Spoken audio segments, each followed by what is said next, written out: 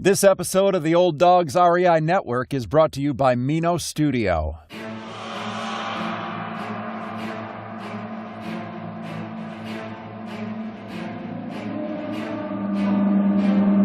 In a world where jobs are how most people make money, one man, one desire, one challenge dares to break the mold.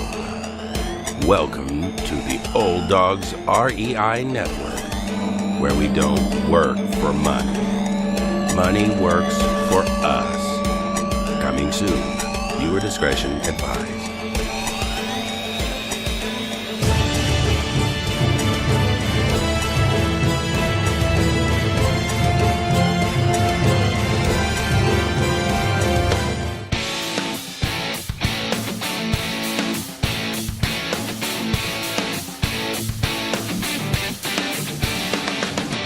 Welcome to the Old Dogs REI Network, where cash flow is king.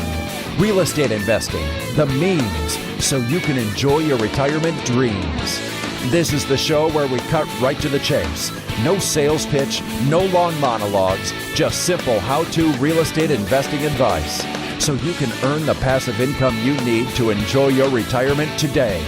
And now, your host and chief old dog, Bill Manacero. Welcome to the Old Dogs REI Network.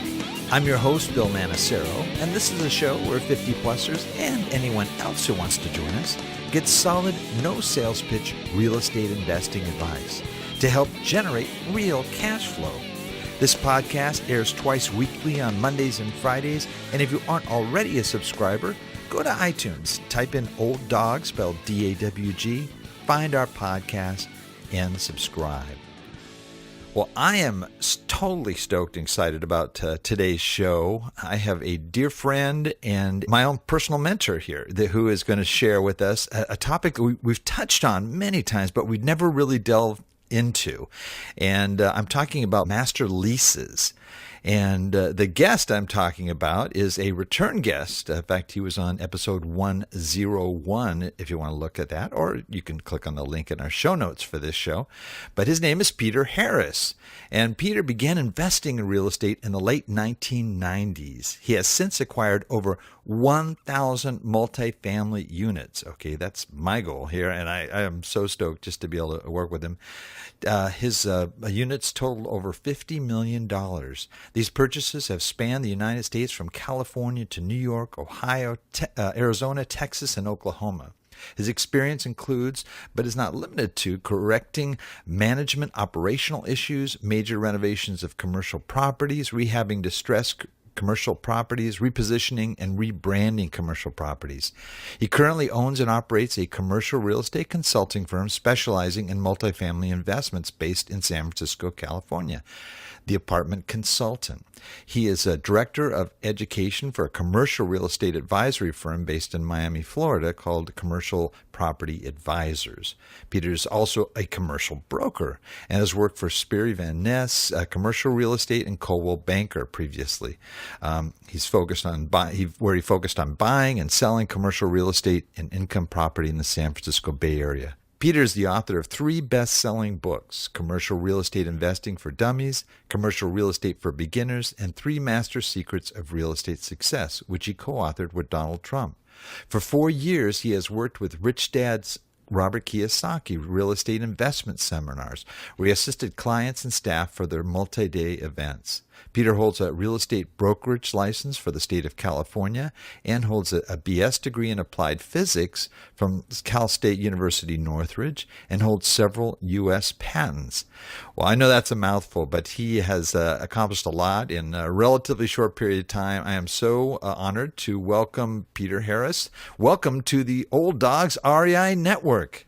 Thank you, Bill. Great to be here. Thanks for having me on again. It's great to have you back, Peter. And we are going to tap into your brainiac brain here and find out about master leases. And so usually I kind of go into, tell your story and stuff. And I think all of that's in our previous episode that I referenced. So I just want to jump into the meat of this thing and maybe just ask the first question, which is the obvious one. What is a master lease?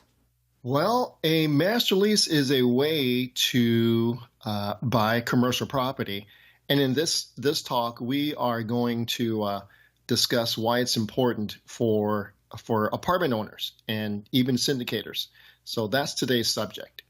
And so basically, I believe every investor needs to learn how to work creative financing, right? Hmm. And I define creative financing as a non-traditional, uncommon, or unconventional means of buying investment real estate to achieve a level of financial leverage, right? Not ordinarily possible, right? And so that's a mouthful, but that's what it is, right? So it's necessary for you to be aware of creative financing to make sure you capitalize on opportunities and deals where conventional financing either wouldn't work or is not ideal. So if you have a distressed seller, distressed buyer, distressed property, a distressed market, or all the above, I believe a master lease is the way to go. So it's basically a way to buy commercial property or any size apartment building with no banks, no credit, low down payment, and even no experience. So that, in a nutshell, that's what it is, Bill.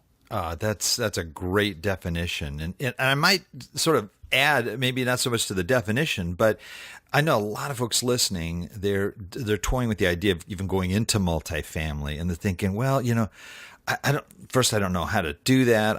I'm not ready to syndicate.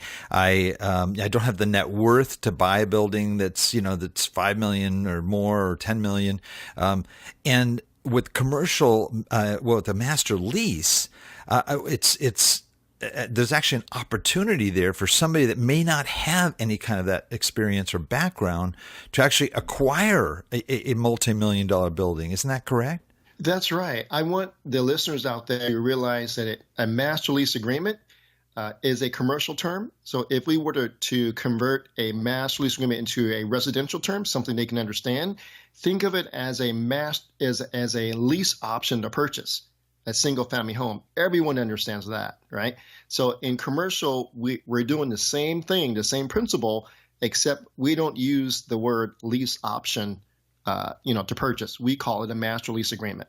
It's kind of like that, yeah, with the single family homes, like rent to buy type idea, right? Yeah, yeah, just like that, just like that. Except we really don't put an option on the property, So I believe if we're going to go into a master lease, we should go in with the intent of executing our exit strategy, which is to make a lot of money, not to give it back to the seller. Oh, that's great. Yeah, and I think that the frustration a lot of people have too is this idea of not really it's kind of like you need the experience to buy the apartment, but you don't how do you get the experience, right?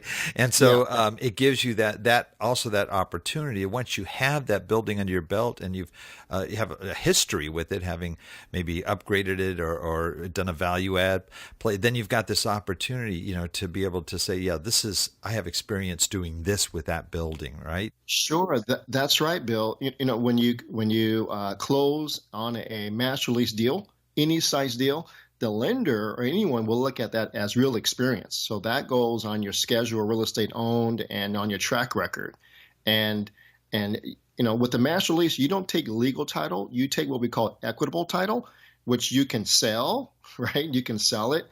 You can do a 1031 exchange. So it's just like owning the property. So it's the real deal.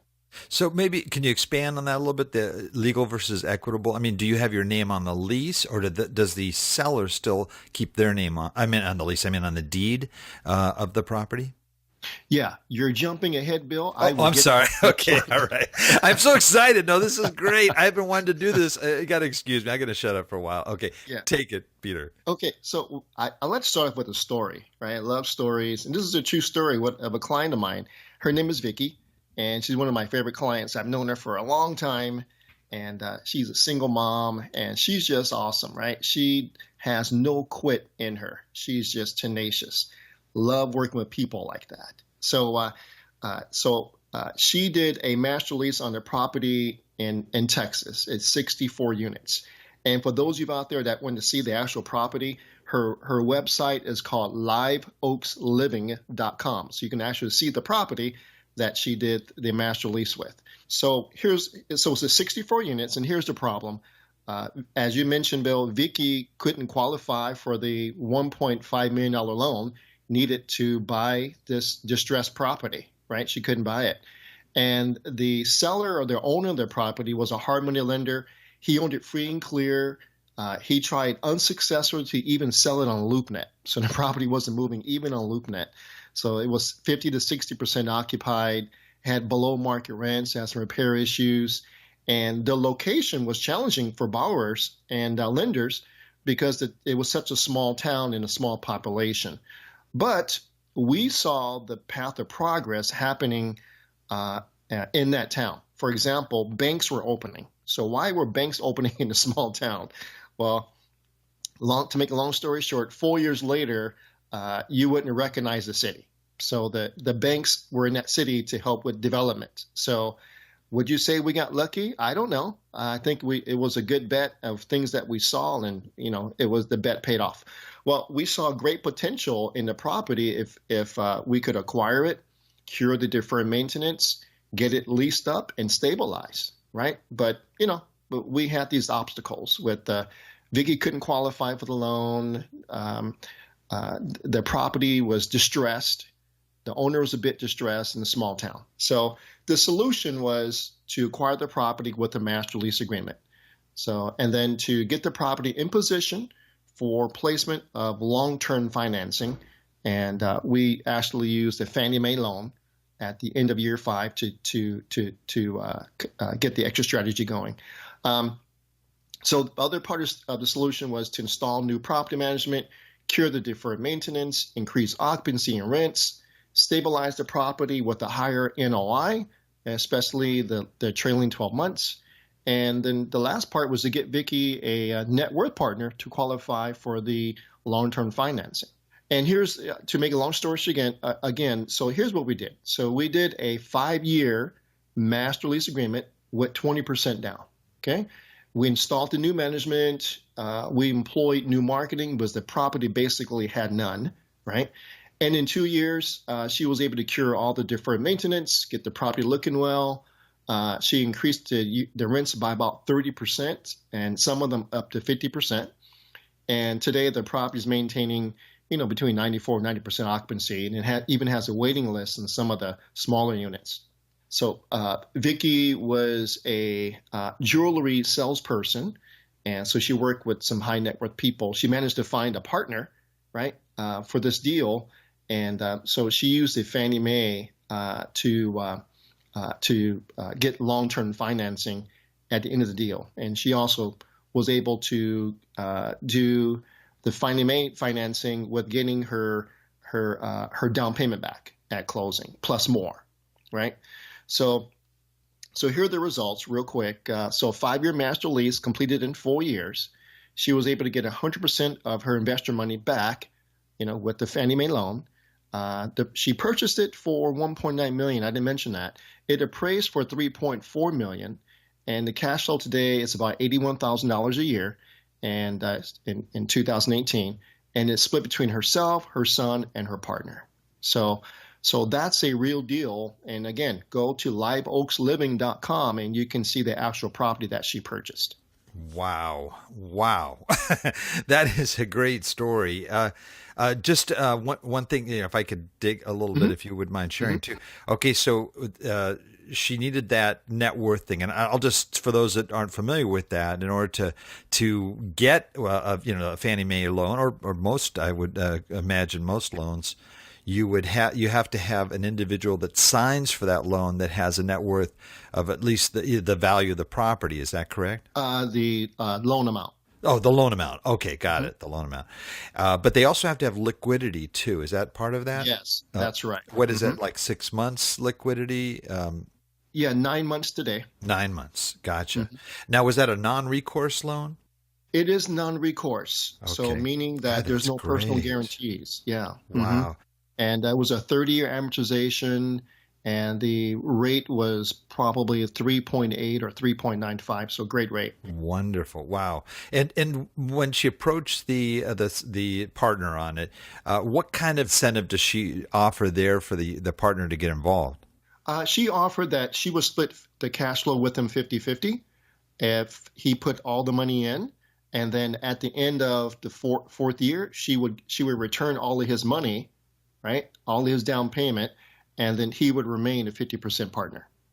Wow. Gosh, that is what a great deal. My goodness. And so is she looking at other properties? Has she acquired other properties since then, or is she just kind of content with this one property? Oh, no, she's constantly looking for properties, constantly looking. Hasn't found anything yet, made a couple of offers, but she's in the business. She does this full time. God, that's great. And so while you had a 5-year term for the master lease, but in 4 years she was able to accomplish what she set out to do. And in that time, she was just, as far as what she was responsible for, she just had to pay the mortgage. Is that correct?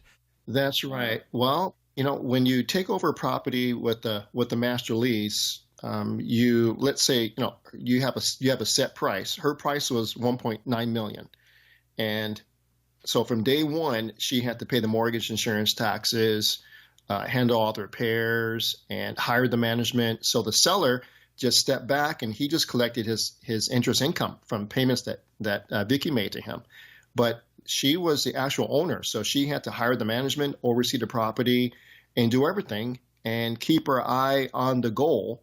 The goal was, Vicky, you need to get the NOI up to this level by year 4, right? And then so from years 1, 2, 3, and 4, that was her goal. And by the end of in the middle of year 4, she was able to achieve the goal. Got it. Now, did she also have to come up with additional funds for capital improvements, upgrades, repairs, those types of things? Yeah, she did. And her investor put the money in. Okay, gotcha. Now, when you say her investor, was that the gentleman we talked about that signed for the loan, same person? That's right. She had one investor. He put the down payment in, and he also signed on the loan with her. God, that's wonderful. Wow. So, Bill, she went from, just having nothing to really, becoming a millionaire by just signing on a loan and doing all the work. So that is crazy. Wow. That is what a neat story. Wow. Well, keep going here. I want to hear more. And, I've got other questions. One of which is putting this together. There are certain things that you look for, right? It's almost like when you're looking at a home you're going to acquire for a lease option. You're looking for a distressed situation. Is that right? Yeah, you're looking, when you put together a master lease, you need to look for a reason why a master lease would work. And in a few minutes, I'll share what I think are really 5 good reasons or 5 things or observations that if a deal has them, it's a potential master lease. So I go over them. But I think what I want to do now is kind of go over the basics of a master lease, how it works, and go through that structure. Is that okay? Oh, that's perfect. Perfect. Okay. So again, master lease is a way to buy commercial property, apartments, small and large, with no banks, no credit, low down payment, and no experience. So whatever terms of the deal you can arrange with the seller is what the deal is. So this works on properties with bank loans or on properties that are free and clear and on failing properties. So again, I want you to think of a master lease agreement as you would with the lease option principle. Except in commercial and in apartment investing, we don't like to use the word option. We prefer the word agreement because it's more acceptable to sellers. Okay, and so basically, you will buy the seller's property with a small down payment for all the rights and privileges of owning the property, and at closing, you get what we call, again, equitable title, and not legal title.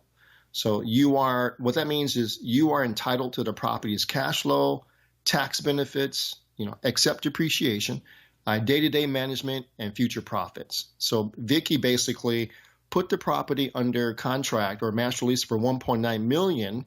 She worked on it for a few years. Now it's worth 3.4. The spread between 3.4 and 1.9 is hers, right? So basically, the more efficient you are, the more money you make. And in commercial, as you increase the NOI, the property value increase in value also, and that becomes yours, okay, in commercial. So now the seller, which is an important piece of this deal, what the seller gets a monthly payment from you that covers his mortgage, plus more if required and negotiated, right? So from the rent collection, you're responsible for the day-to-day operations and operational expenses. But once you sell the property, every dollar over the lease agreement price is your profit. So here are the benefits to the seller. The seller gets a simplified sale of the property. He gets lease payments received every month. He gets freedom from involvement in the operation. What Vicky got, or the buyer gets, is a purchase involving no banks or lenders or appraisal, a substantial less amount of financial risk. She received all the cash flow above the lease payment and all the profits above the master lease agreement price. So the seller has benefits, the buyer's benefits, and the master lease. The main advantages are, again, no banks required, no credit checks, no experience. You and the seller get to get as creative as you want on the deal terms, and quick closing if you want. Low closing costs because there's no origination fee, appraisal if you don't want it. All those other things, and you can close very quickly. And no broker fees, right? Yeah, obviously no broker fees, right? And you don't need prior investing experience to qualify for this. You just have to have a good plan. It sounds like it's a win-win, especially for somebody that's had difficulty getting rid of a property. Of course, he got that 20% down payment too, right? So he gets a big chunk of cash up front, and this what was around $380,000 or something. Yeah, it was, and right. We've done smaller deals with 10% down. We have. And but I thought I would bring Vicky's example because you can actually go online and check out her property, call the management office and talk to her. That's so cool. And what part of the country is the property? It's in Jacksonville, Texas. So it's a really, really small town out in Texas. Yeah. Oh, wow. Mm-hmm. Oh, neat. Well, keep going. I just had a few questions there. Okay. All right. So before I go on to how to find, these type of deals, I want to start off with what I think is a great question. And the question is, why would a seller want to do a master lease or even allow it on his or her property, right? Mm-hmm. And so I want to give you 5 reasons why, because these are actual deals we structured as master leases. So the situation number 1 is, if the seller is old, tired, ready to move on, but doesn't want to pay capital gains taxes when he sells, that's a situation where a master lease may work, right? So, okay. Yeah. So if you meet a seller and he goes, well, I really want to sell, but I'm concerned about capital gains. I'm tired of owning this property, but I'm concerned about capital gains. And my wife and I, we're ready to retire, but we don't want to pay the taxes, right? So master lease, there you go, right? So that works. So whenever you hear that, a seller doesn't want to pay capital gains, but they want to get out, master lease is an option, good option. God, that's great. Yeah. So the second situation is the seller wants to sell and wants a certain price, but he kept his rents low to avoid tenant turnover. That happens a lot. So basically what you would do is you would not be able to get the best loan terms because of this situation, because of the low income. So how do you get close to his price, right? So how do you do that? How do you put together a deal? Well, here it is. You say, Mr. Seller, I will give you your price if you give me my terms. And your terms are the master lease terms, right? So that's another situation, right? Again, the income is low, where it's so low that a lender is probably going to require a whole lot of money down, right? And but you still want to buy the property, and he's asking for a high price or a higher price. So you see the potential in the property. So the performer looks great, right? But in actuality, to actually buy it's gonna cost a lot. So how do you take advantage of that? Well, again, Mr. Seller, I will give you your price if you give me my terms. Okay, so that's the second situation. All right, third situation would be, let's say the seller wants to sell again.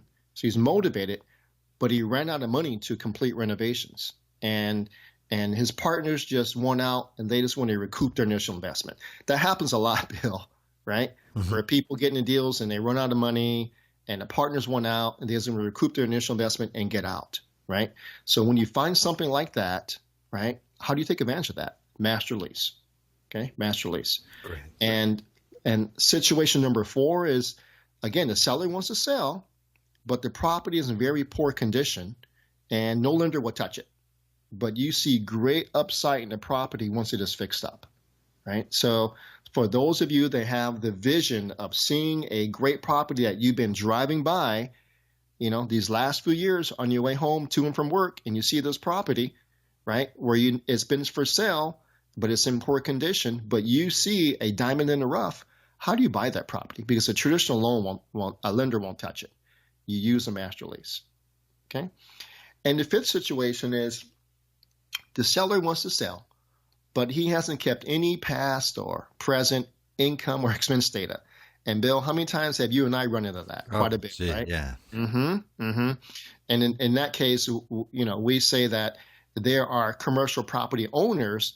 There are more of those guys than there are commercial property investors. So they own the property and maybe inherited it or had it for 30 years, but they really aren't investors. They don't keep good data, right?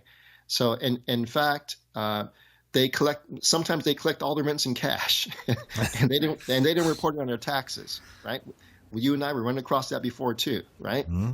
And also this person has no leases, right? No leases. So how do you confirm anything on this property, right? Do you think a bank will give you great lending on a property like this, right? No way, no way. But surprisingly, Bill, this is more common than you think, right? Again, the reason why is there are more property owners than there are property investors. And so how do you take advantage of a property like this? A master lease, okay? So again, so those are the 5 reasons. So when you speak with owners and you discover the motivations and one of these 5 show up, and these are the most common ones, that's when a master lease potentially could work. Okay? Great. Go ahead. I hope you're leading up to how do you find these deals, right? Yeah. So let's talk about that next. Okay. So how do you find master lease deals? Right. So there are 3 things you must do. Number 1, you have to generate leads. Do lots of it. Right. Lead generation. And I can't share with you what our tactics are because they're proprietary. And so to the general audience, people pay lots of money to learn how to do this. But you have to generate leads and do lots of it. Right. Number 2 is you have to ask the right questions. Develop rapport. And find seller motivations. That's the key, right? That's the key. And then number 3, you're going to structure the master lease agreement based upon the seller's motivations, right? So let me share a quick example of how that panned out with the real deal. Okay, so have this client named Kevin. He sent out thousands of letters with the following criteria, right? And we found these commercial property owners through a software that we use that we can narrow down property owners, right? So we narrowed down apartment owners who own 5 to 50 units. They own the properties for 7 years or more, right? And we prioritize owners who currently own more than one property. Right. And we also prioritize out-of-state owners. So we had those 4 hot criterias. Okay. And then so Kevin mailed out thousands of letters and you got a call from an owner of a 24 unit. And Kevin asked the right questions. I gave him the script. He developed rapport with the seller. That was great. And they agreed to meet at the property. And several discoveries were noted during the visit. So we call these seller motivations. Number 1, the seller was finalizing a divorce and didn't want to sell outright for legal and financial reasons, right? And he eventually got the court settlement that gave him legal rights to sell the property. But he wanted to rid himself of the responsibilities of owning this piece of commercial real estate and move on to a new chapter in his life by moving to another state. So two big pieces of motivation, right? Motivation number one, he's getting a divorce and wanted to sell. Number two, he wanted to start a new chapter. So again, understanding the situations and creating win-win solutions. So Kevin learned from these two key seller motivations that what the seller was going through. So how do you structure a master lease from these two things? Well, here's what Kevin offered him. He offered this guy 10% down, that he would take over paying the seller mortgage and manage the property. And at the end of year 2, he will pay off the balance. Okay? Wow. And yeah, so that's what he offered him. And guess what? The seller said yes, right? He said yes. So we put all the paperwork together. But here's why we like the deal. So first of all, no bank involved from Kevin's side. We can get leverage. We can leverage ourselves in and get full control of the property. And for me, the best part was, the rents were $225 below market, and the proof was next door. There was a property next door getting the same property. This is 24 units. There's a 72 unit right next door. You can walk across it. Identical apartment building, and they were getting $225 more than Kevin was. So here's the extra strategy. We're going to increase the rents, get it stabilized, and we're going to do a cash out refi and pull out Kevin's original down payment plus the renovation costs, right? And the fifth reason why we like the deal is the seller is motivated. Okay, so we have all these reasons why we like this deal. So here's Kevin's results. So over the course of I would guess about a year, right? About a year, he increased the NOI dramatically through rent increases, installing water meters to bill back water expense to the tenants, right? And then even after he increased the rents and bill back water, his rents are still lower than the guy next door, right? So he's in a very competitive situation. He's beating the competition.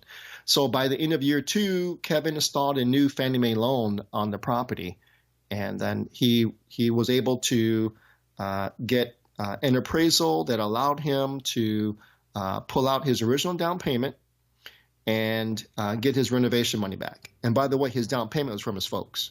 Okay, so he had to pay mom and dad back. And then, so now Kevin is graduating to doing a syndication today. Gosh, that's how it all kind of comes together. God, that's a great example. What would you say are sort of typical? What kind of an interest rate would, let's say, you'd have on a master lease, or rates and terms, that type of thing? Or I know it probably varies from case to case, right? Mm-hmm. Yeah. So I have a default structure for the master lease. This is where we always start, right? Mm-hmm. And we go from here.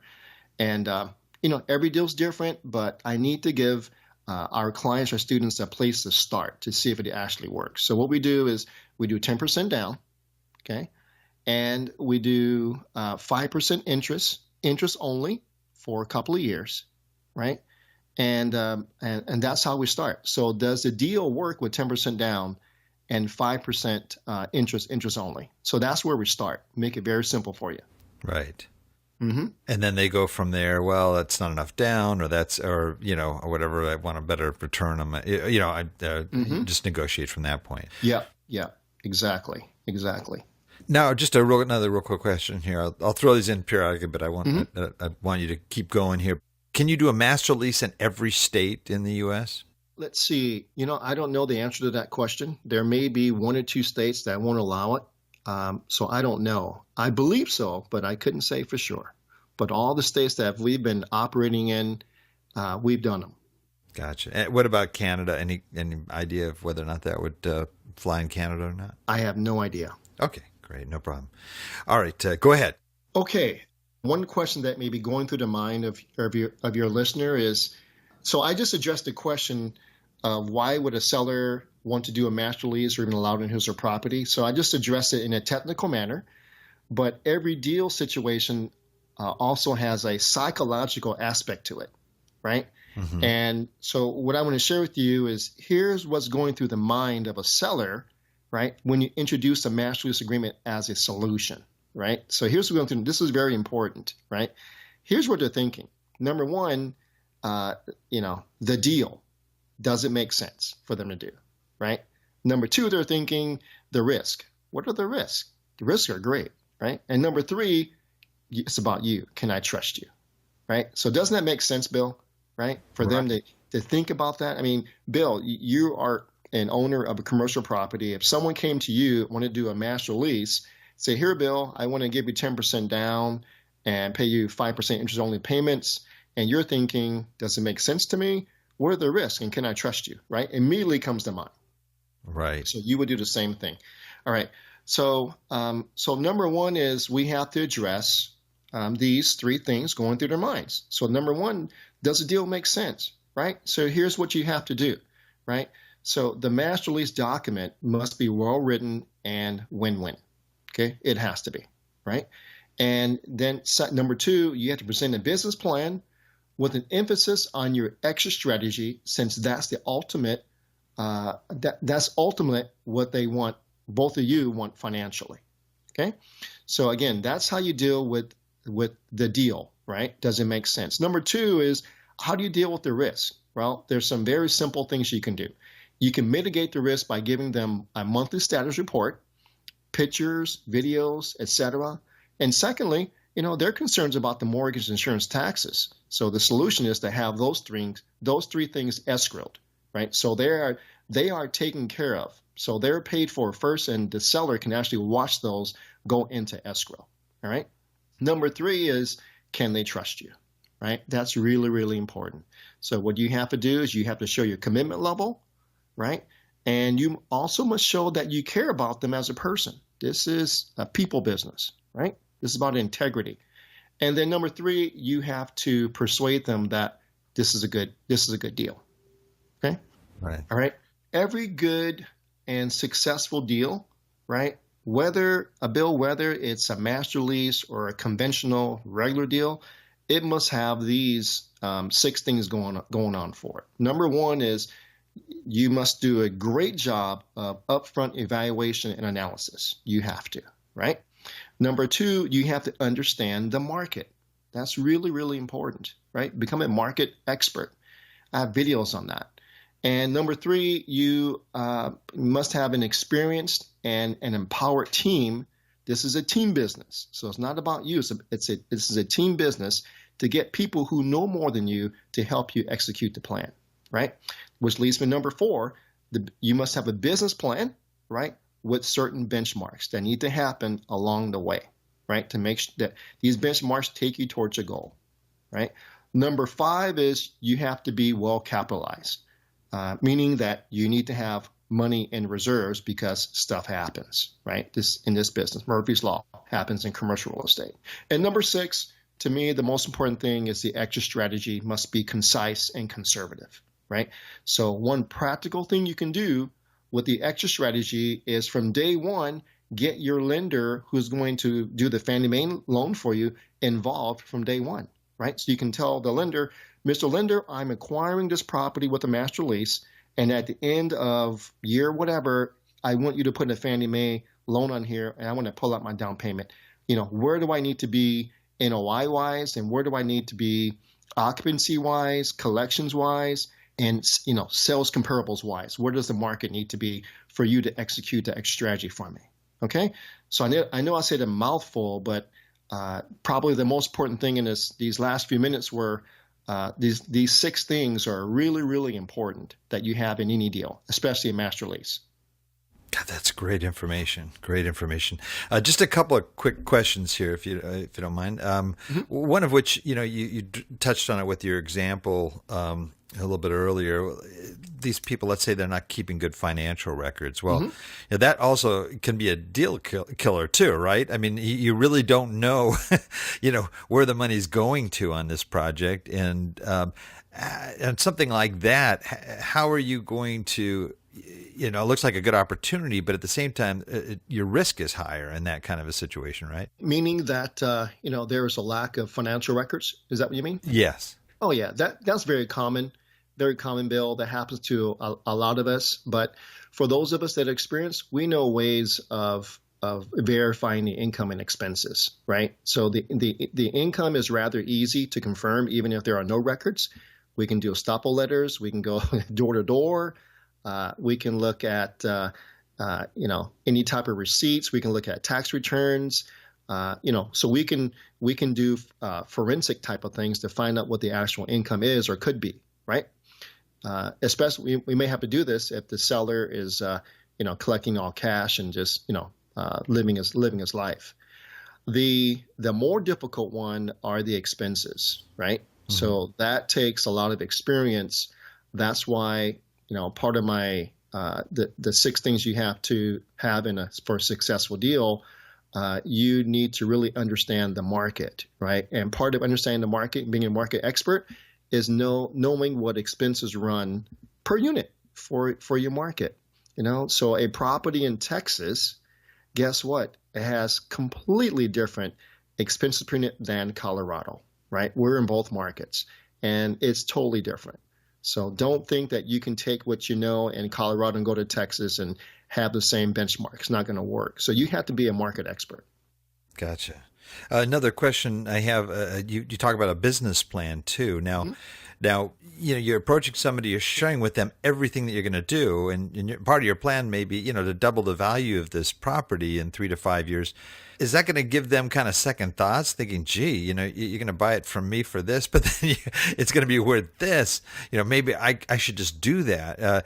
Did you ever encounter that kind of a situation? Bill, so you don't share how much money you're going to make with the seller.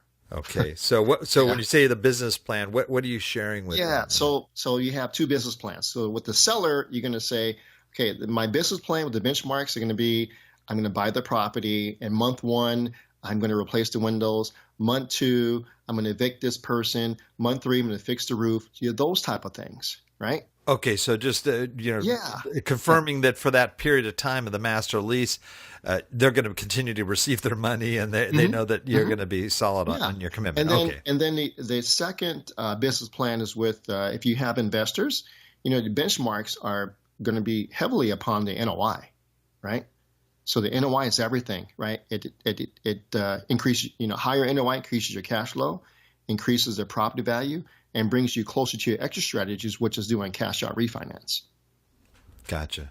Mm-hmm. And then the third one I had, talked about being well capitalized, which I think is really smart, because I think most of us, when we buy a commercial property, realize that or don't realize the expenses that are ahead. And so the person, let's say the lady, for example, that you had used in the example, if she really doesn't have that much cash, so she's looking for an investor that may be able to not only help her with the down payment, but would also have that additional cash. So when you approach your investors, that's part of that business plan, right?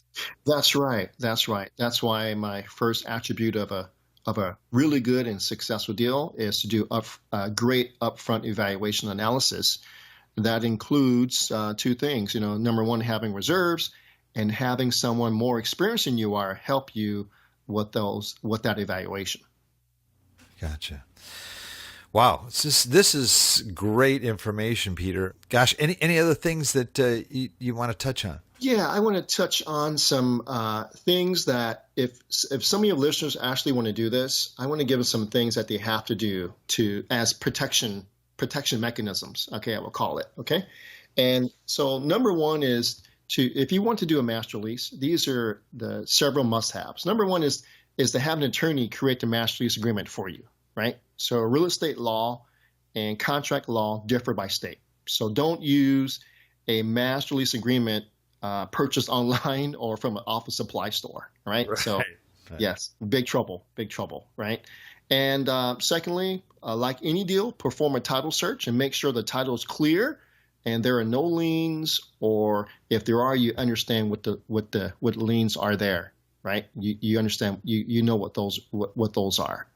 And next is I would engage the services of a holding company, like an escrow company, to retain possession of the executed deed and the original documents, right? And again, this can be an escrow title company. And then also, I would record a memorandum of record against the property's title. Keep it very bland. And this gives the public constructive notice that you have an interest in the property. And more importantly, Bill, it prevents the original owner from putting a loan on the property, right? From taking out a loan on the property while you're doing all this work, right? Mm-hmm. Yeah. So don't record the master lease agreement, but you record a memorandum of record, which tells that, if he wanted to get a loan on the property, it's the memorandum is going to pop up in title, and they're going to go, what's this? Peter Harris's name on there.